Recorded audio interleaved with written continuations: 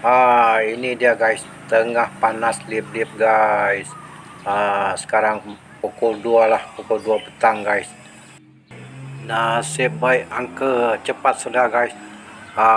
Tersalah fokus kamera pula guys. Apa boleh buat. Kita siram dia dulu guys. Cuaca terlalu panas. Kalau tak siram dia boleh kering guys. Ini dia, kita siram dia dulu. Yang ini tidak seangkatan dengan yang tadi guys. Yang ini baru 10 hari lah. Kemudian yang ini pula dalam seminggu. Lebih kurang seminggu lah guys yang ini. Kita siram dia guys. Ini dia guys.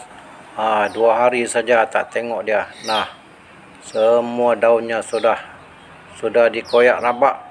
Ini gara-gara kucing lah guys. Habis nah, semua kena cakar. Habis lah guys. Tengok sampai terputus dia punya daun. Nasib baiklah dapat diselamatkan. Kalau anda susah untuk mendapatkan bibitnya sahabat, anda boleh kliklah dekat produk dekat situ untuk mendapatkannya.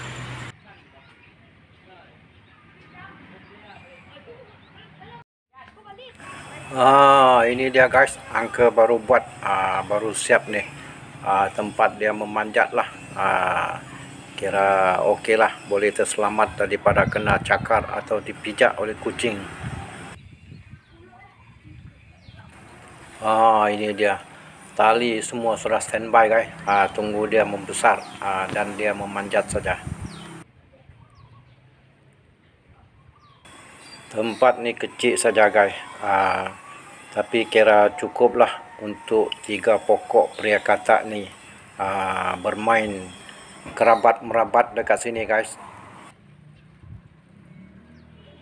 Sambil menunggu kita lebih kurang merawat dia lah guys.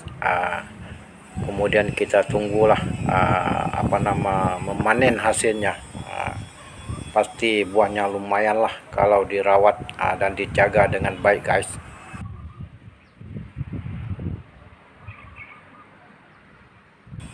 Oke guys, sekian saja perkongsian dari Angka untuk kali ini.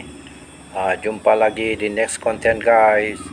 Oke, bye bye. Thank you for watching.